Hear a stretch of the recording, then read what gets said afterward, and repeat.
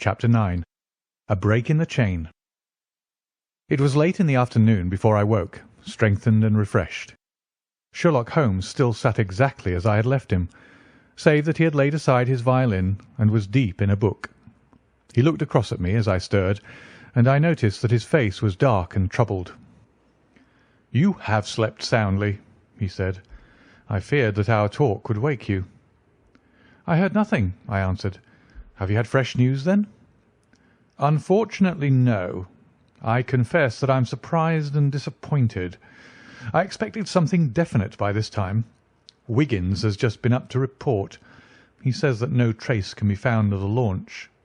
It is a provoking check, for every hour is of importance. Can I do anything? I am perfectly fresh now and quite ready for another night's outing." "No, we can do nothing. We can only wait. If we go ourselves, the message might come in our absence and delay be caused. You can do what you will, but I must remain on guard."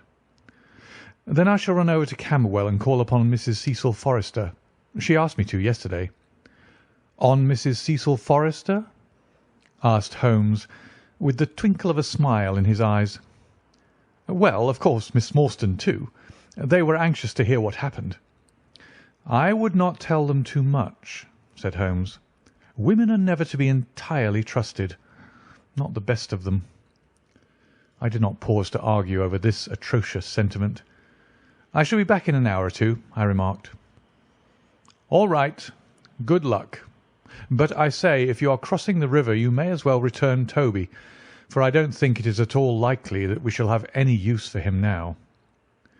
I took our mongrel accordingly and left him, together with a half-sovereign, at the old naturalist's in Pinchin Lane. At Camberwell I found Miss Morstan a little weary after her night's adventures, but very eager to hear the news. Mrs. Forrester, too, was full of curiosity. I told them all that we had done, suppressing, however, the more dreadful parts of the tragedy. Thus, although I spoke of Mr. Sholto's death, I said nothing of the exact manner and method of it.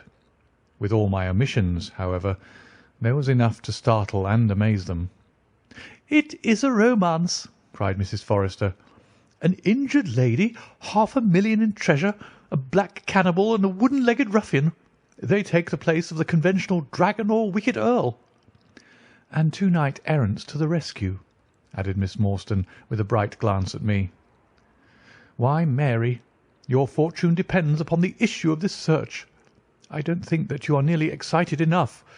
Just imagine what it must be to be so rich and to have the world at your feet." It sent a little thrill of joy to my heart to notice that she showed no sign of elation at the prospect. On the contrary, she gave a toss of her proud head as though the matter were one in which she took small interest. "It is for Mr. Thaddeus Sholto that I am anxious," she said. "Nothing else is of any consequence, but I think that he has behaved most kindly and honourably throughout. It is our duty to clear him of this dreadful and unfounded charge."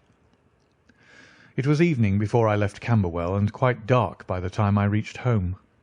My companion's book and pipe lay by his chair, but he had disappeared. I looked about in the hope of seeing a note, but there was none. "I suppose that Mr. Sherlock Holmes has gone out," I said to Mrs. Hudson as she came up to lower the blinds. "No, sir. He's gone to his room, sir. Do you know, sir," sinking her voice into an impressive whisper, "I'm afraid for his health." "Why so, Mrs. Hudson?" "Well, he's that strange, sir. After you was gone, he walked and he walked, up and down until I was weary of the sound of his footstep. Then I heard him talking to himself and muttering, and every time the bell rang out he came on the stairhead with, 'What is that, Mrs. Hudson?' And now he's slammed off to his room, but I can hear him walking away the same as ever. I hope he's not going to be ill, sir. I ventured to say something to him about cooling medicine, but he turned on me, sir, with such a look that I don't know how ever I got out of the room." "I don't think that you have any cause to be uneasy, Mrs. Hudson," I answered. "I've seen him like this before. He has some small matter upon his mind which makes him restless."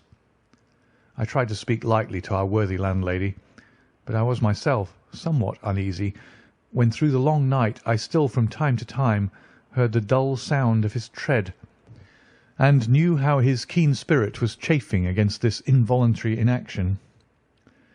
At breakfast time he looked worn and haggard, with a little fleck of feverish colour upon either cheek. "You're knocking yourself up, old man," I remarked. "I heard you marching about in the night." "No, I could not sleep," he answered. "This infernal problem is consuming me. It is too much to be balked by so petty an obstacle. When all else had been overcome, I know the men, the launch, everything, and yet I can get no news. I have set other agencies at work and used every means at my disposal. The whole river has been searched on either side, but there is no news, nor has Mrs. Smith heard of her husband. I shall come to the conclusion soon that they have scuttled the craft, but there are objections to that. Or that Mrs. Smith has put us on a wrong scent. No, I think that may be dismissed. I had inquiries made, and there is a launch of that description." "Could it have gone up the river?" "I have considered that possibility too, and there is a search party who will work up as far as Richmond. If no news comes to-day, I shall start off myself to-morrow and go for the men rather than the boat. But surely, surely we shall hear something." We did not, however. Not a word came to us either from Wiggins or from the other agencies. There were articles in most of the papers upon the Norwood tragedy. They all appeared to be rather hostile to the unfortunate Thaddeus Sholto. No fresh details were to be found, however, in any of them, save that an inquest was to be held upon the following day. I walked over to Camberwell in the evening to report our ill success to the ladies, and on my return I found Holmes dejected and somewhat morose. He would hardly reply to my questions, and busied himself all evening in an abstruse chemical analysis which involved much heating of retorts and distilling of vapours, ending at last in a smell which fairly drove me out of the apartment. Up to the small hours of the morning I could hear the clinking of his test tubes, which told me that he was still engaged in his malodorous experiment. In the early dawn I woke with a start and was surprised to find him standing by my bedside, clad in a rude sailor dress with a pea-jacket and a coarse red scarf round his neck. "I am off down the river, Watson," said he. "I have been turning it over in my mind, and I can see only one way out of it. It is worth trying at all events." "Surely I can come with you, then?" said I. "No, you can be much more useful if you will remain here as my representative. I am loath to go, for it is quite on the cards that some message may come during the day, though Wiggins was despondent about it last night. I want you to open all notes and telegrams, and to act on your own judgment if any news should come. Can I rely upon you?" "Most certainly." "I am afraid that you will not be able to wire to me, for I can hardly tell yet where I may find myself. If I am in luck, however, I may not be gone so very long. I shall have news of some sort or other before I get back." I had heard nothing of him by breakfast time. On opening the Standard, however, I found that there was a fresh allusion to the business. "With reference to the Upper Norwood tragedy," it remarked, "we have reason to believe that the matter promises to be even more complex and mysterious than was originally supposed. Fresh evidence has shown that it is quite impossible that Mr. Thaddeus Sholto could have been in any way concerned in the matter. He and the housekeeper, Mrs. Bernstone, were both released yesterday evening. It is believed, however, that the police have a clue as to the real culprits, and that it is being prosecuted by Mr. Athelney Jones of Scotland Yard, with all his well-known energy and sagacity. Further arrests may be expected at any moment." That is satisfactory so far as it goes, thought I. Friend Sholto is safe, at any rate. I wonder what the fresh clue may be, though it seems to be a stereotype form whenever the police have made a blunder.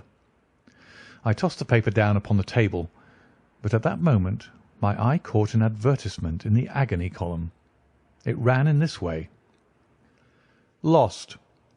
Whereas Mordecai Smith, boatman, and his son Jim left Smith's Wharf at or about 3 o'clock last Tuesday morning in the steam launch Aurora, black with 2 red stripes, funnel black with a white band, the sum of £5 will be paid to anyone who can give information to Mrs. Smith at Smith's Wharf, or at 221B Baker Street, as to the whereabouts of the said Mordecai Smith and the launch Aurora. This was clearly Holmes's doing. The Baker Street address was enough to prove that. It struck me as rather ingenious, because it might be read by the fugitives without their seeing in it more than the natural anxiety of a wife for her missing husband. It was a long day. Every time that a knock came to the door or a sharp step passed in the street, I imagined that it was either Holmes returning or an answer to his advertisement. I tried to read, but my thoughts would wander off to our strange quest and to the ill-assorted and villainous pair whom we were pursuing. Could there be, I wondered, some radical flaw in my companion's reasoning? Might he be suffering from some huge self-deception? Was it not possible that his nimble and speculative mind had built up this wild theory upon faulty premises? I had never known him to be wrong, and yet the keenest reasoner may occasionally be deceived. He was likely, I thought, to fall into error through the over-refinement of his logic, his preference for a subtle and bizarre explanation when a plainer and more commonplace one lay ready to his hand. Yet, on the other hand, I had myself seen the evidence, and I had heard the reasons for his deductions. When I looked back on the long chain of curious circumstances, many of them trivial in themselves, but all tending in the same direction, I could not disguise from myself that even if Holmes's explanation were incorrect, the true theory must be equally outre and startling. At 3 o'clock in the afternoon there was a loud peal at the bell, an authoritative voice in the hall, and, to my surprise, no less a person than Mr. Athelney Jones was shown up to me. Very different was he, however, from the brusque and masterful professor of common sense who had taken over the case so confidently at Upper Norwood.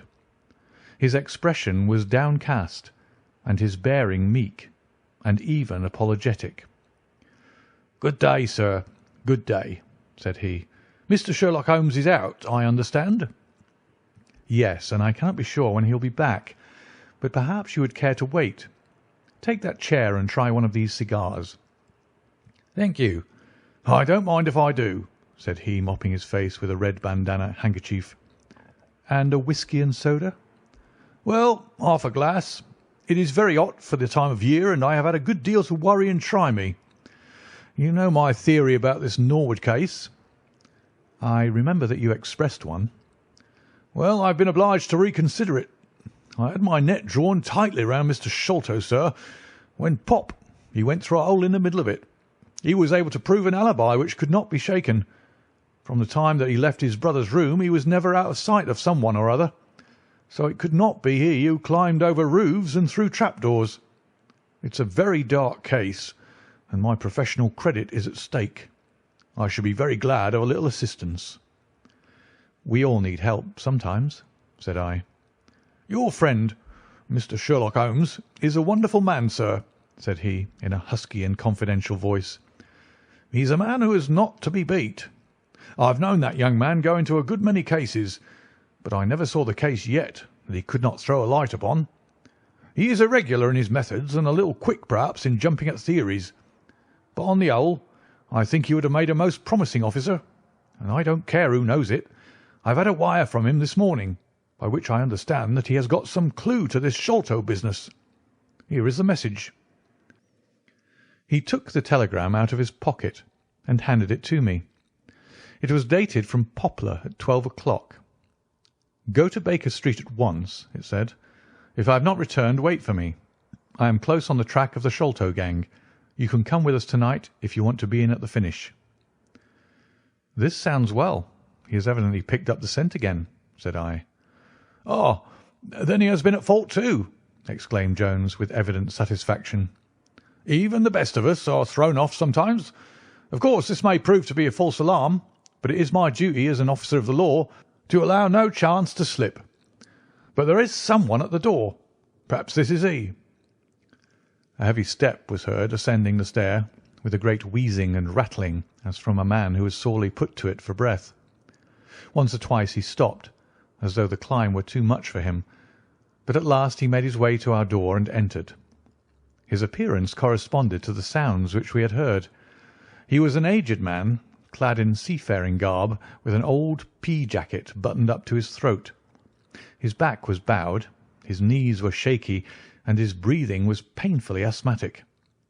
As he leaned upon a thick oaken cudgel, his shoulders heaved in the effort to draw the air into his lungs.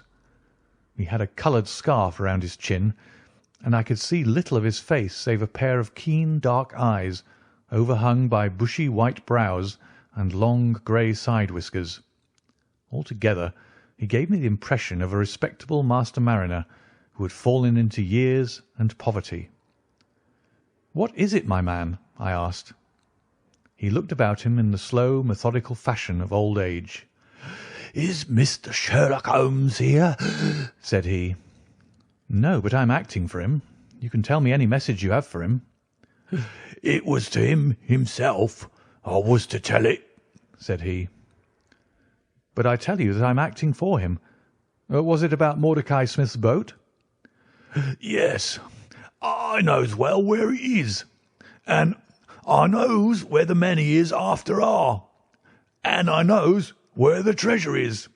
I knows all about it." "Then tell me, and I shall let him know." "It was to him I was to tell it," he repeated with the petulant obstinacy of a very old man. "Well, you must wait for him." "No, no, I ain't going to lose a whole day to please no one. If Mr. Holmes ain't here, then Mr. Holmes must find it all out for himself. I don't care about the look of either of you, and I won't tell a word." He shuffled towards the door, but Athelney Jones got in front of him. "Wait a bit, my friend," said he. "You have important information, and you must not walk off. We shall keep you whether you like it or not until our friend returns." The old man made a little run towards the door, but as Athelney Jones put his broad back up against it, he recognised the uselessness of resistance. "Pretty sore treatment, this," he cried, stamping his stick. "I come here to see a gentleman, and you two, who I never saw in my life, seize me and treat me in this fashion." "You will be none the worse," I said. "We shall recompense you for the loss of your time. Sit over here on the sofa, and you will not have long to wait." He came across sullenly enough and seated himself with his face resting on his hands. Jones and I resumed our cigars and our talk. Suddenly, however, Holmes's voice broke in upon us. "I think that you might offer me a cigar too," he said. We both started in our chairs. There was Holmes sitting close to us with an air of quiet amusement. "Holmes!" I exclaimed. "You here?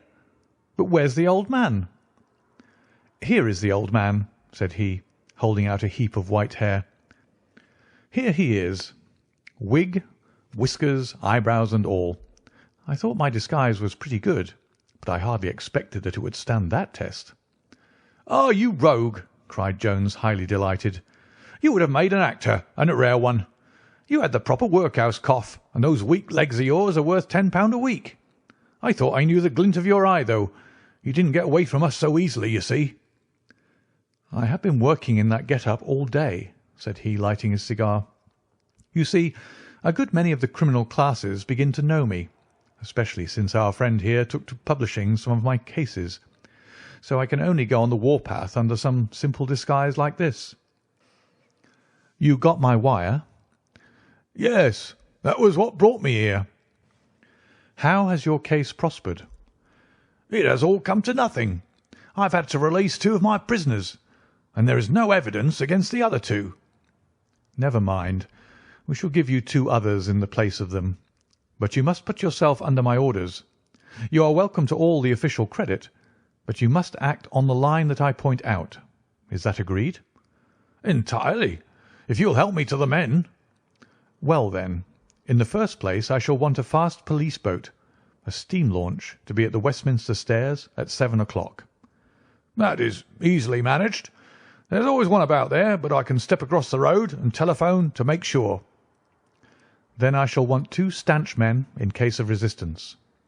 "There will be 2 or 3 in the boat. What else?" "When we secure the men we shall get the treasure. I think that it would be a pleasure to my friend here to take the box round to the young lady to whom half of it rightfully belongs. Let her be the first to open it. Eh, Watson?" "It would be a great pleasure to me."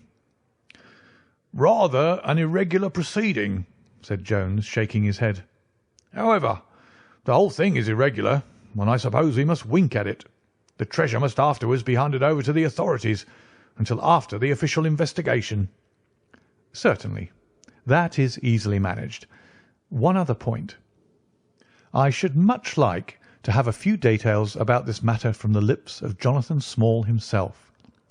You know I like to work the detail of my cases out. There is no objection to my having an unofficial interview with him, either here in my rooms or elsewhere, as long as he is efficiently guarded." "Well, you're master of the situation. I've had no proof yet of the existence of this Jonathan Small. However, if you can catch him, I don't see how I can refuse you an interview with him." "That is understood, then." "Perfectly. Is there anything else?" "Only that I insist upon your dining with us. It will be ready in half an hour. I have oysters and a brace of grouse, with something a little choice in white wines. Watson, you have never yet recognised my merits as a housekeeper."